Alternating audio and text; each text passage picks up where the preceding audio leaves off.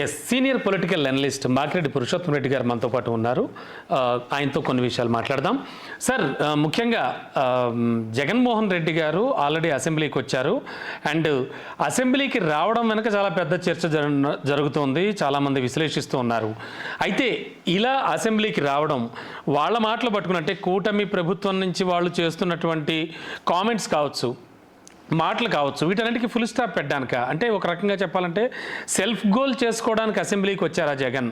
ఖచ్చితంగా అసెంబ్లీకి రావాల్సిన ఆయన, నో డౌట్ ఖచ్చితంగా రావాల్సి ఉంటుంది. మరి ఇటువంటి సందర్భంలో ఈయన రావడం వెనక దీన్ని ఎలా చూడొచ్చు? దీనికి సంబంధించి ఏం మాట్లాడుకోవచ్చు సార్? ఒకటి, జగన్మోహన్ రెడ్డి గారు అసెంబ్లీ చుట్టూ నడుస్తుంది. ఒకటి ప్రతిపక్ష హోదాకు సంబంధించి. అవునండి. ఇప్పుడు జగన్మోహన్ రెడ్డి గారు ఈ మార్చి బడ్జెట్ సమావేశం జరుగుతున్న నేపథ్యంలో గవర్నర్ ప్రశంస హాజరు కావడం ఎందుకు అంటే డిస్క్వాలిఫికేషన్ ఎదుర్కోవడం కోసం భయపడి వచ్చాడని ఒక విమర్శ. రెండో, చట్టపరంగా సాధ్యాలు ఈ ప్రశ్నలన్నీ ఉత్పన్నం అవుతున్నాయి. మొట్టమొదటి అంశం, జగన్మోహన్ రెడ్డి గారైనా ఎవరైనా సరే ప్రతిపక్ష హోదాని ఆయన అడగడం తప్పులేదు. దానికోసం టెక్నికల్గా ఫైట్ చేయొచ్చు, రాజకీయంగా ఫైట్ చేయొచ్చు, అసెంబ్లీ వేదిక కూడా ఫైట్ చేయొచ్చు, తప్పేం లేదు. కాకపోతే అది దాని విషయం తేలేంత వరకు నేను అసెంబ్లీకి రాననే ధోరణి అయితే రాజకీయంగా కరెక్ట్ కాదు. వారు ఆ నిర్ణయం తీసుకున్నారు.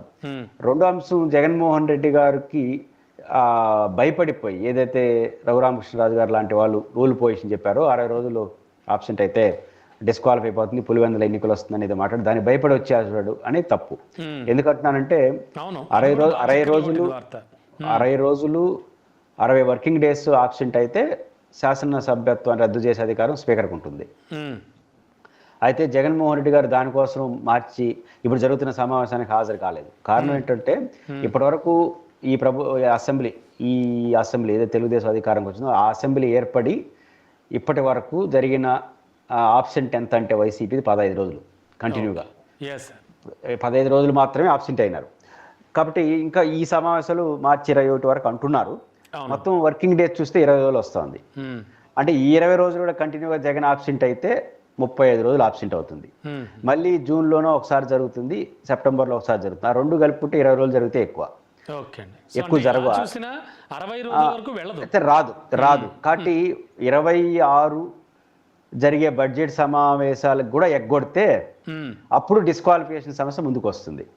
కాబట్టి వైఎస్ఆర్ కాంగ్రెస్ పార్టీ అధ్యక్షుడు ఈరోజు సమావేశానికి ఎందుకు వెళ్తున్నారు అంటే డిస్క్వాలిఫికేషన్ గురించి కాదు, కానీ బేసిక్గా తన ప్రతిపక్ష నాయకుడిగా ఇవ్వాలనే డిమాండ్ని మరింత పాపులర్గా వినిపించే ప్రయత్నం చేస్తున్నారు.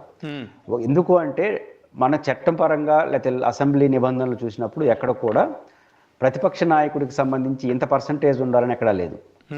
అయితే సాంప్రదాయంగా కొంత మారింది. ఏది 10% హౌస్లో మెంబర్స్ ఉంటేనే ప్రతిపక్ష హోదాకి ఇచ్చేది పార్లమెంట్లో ఒక సాంప్రదాయంగా మారింది. ఆంధ్రప్రదేశ్ అసెంబ్లీలో కొంత సాంప్రదాయం మారిన మాట నిజం. ఉదాహరణకు పార్లమెంట్లో రాహుల్ గాంధీ గారికి గతంలో 2 times ప్రతిపక్ష నాయకుడు వాదాలు టెక్నికల్ ఇవ్వలేదు. కారణం ఏంటంటే 10% లేదని. ఆంధ్రప్రదేశ్లో కూడా ఇంతవరకు అట్లాంటి అవసరం రాలా. ఉమ్మడి ఆంధ్రప్రదేశ్లో ఇచ్చింది, పి జనార్దన్ రెడ్డి గారు ఉన్నప్పుడు వచ్చింది. అయితే ఇది సాంప్రదాయంగా అనుకుందామంటే ఈ సాంప్రదాయం కూడా కొన్ని చోట్ల లేవు. ఉదాహరణకు ఢిల్లీ అసెంబ్లీలో 70 మంది ఉన్న సభలో బీజేపీకి 3 వచ్చారు. వాళ్ళకి ప్రతిపక్ష నాయకుడు హోదా ఇచ్చింది ఆ ప్రభుత్వం. మన తెలంగాణలో బట్టి విక్రమార్క గారు ప్రతిపక్ష నాయకుడుగా ఉన్నాడు. అయితే కాంగ్రెస్ నుంచి చాలా మంది చీలి బీఆర్ఎస్ లో చేర్పినారు.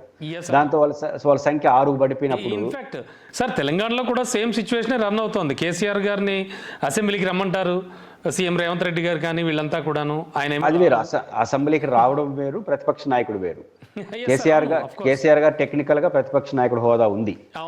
ఇక్కడ పాయింట్ ఏంటంటే ఆ సందర్భంలో తెలంగాణలో బీఆర్ఎస్ ఉన్నప్పుడు 6 మందికి పడిపోయారు బట్టి విక్రమార్క గారు. దాంతో ఆయన తీసేసి 7 మంది ఉన్నటువంటి ఎంఐఎంకి ఇచ్చారు ప్రతిపక్ష నాయకుడు హోదా బీఆర్ఎస్. అంటే 10% టెక్నికల్ గా చూసినప్పుడు 12 మంది ఉండాలి తెలంగాణలో ప్రతిపక్ష. ఎందుకంటే 119 మంది ఎమ్మెల్యేలు కాబట్టి 10% 112 మంది ఎమ్మెల్యేలు ఉంటే కానీ ప్రతిపక్ష హోదా రాదు. 10% అనేది పరిగణలో తీసుకుంటారు. దానికి భిన్నంగా తెలంగాణలో ఇచ్చారు. కాబట్టి మనకు సాంప్రదాయం ఉంది. అంటే 10%తో సంబంధం లేకుండా ఇచ్చే సాంప్రదాయం ఉంది, 10% పాటించే సాంప్రదాయం ఉంది.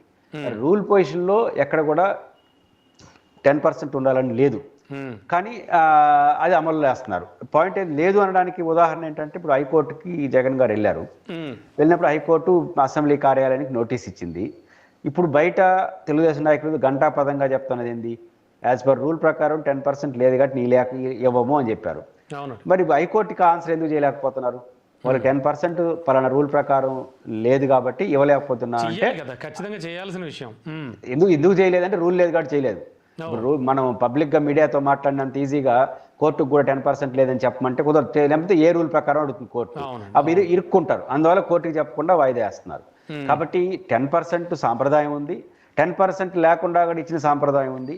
10% వాళ్ళని రూల్ చట్టంగా లేదు. కాబట్టి జగన్మోహన్ రెడ్డి గారు ఈ పాయింట్ని గట్టిగా పట్టుకొని మనం ఎట్టా ఒక నిర్ణయం తీసుకున్నాం, దాని పట్ల కొన్ని విమర్శలు ఉన్నాయి, కానీ తీసుకున్నాం కానీ ధీటుగా ఎదుర్కోవాలని తెలివిగా ఇట్లా అసెంబ్లీ సమావేశంలో ఒక రోజు రావడం, గట్టిగా ప్రతిపక్ష నాయకుడు ఆడవడం, చర్చనీయాంశం చేస్తున్నా తప్ప ఇంకోటి కాదు. ఇది యాడికి దారి తీసి యాడికి ముగిస్తుందో తెలియదు కానీ ఈ ప్రతిపక్ష నాయకుడు హోదా అనే చుట్టూ రాజకీయాలన్నీ భవిష్యత్తు వరకు నడుస్తాయి. Yes, sure sir, thank you sir.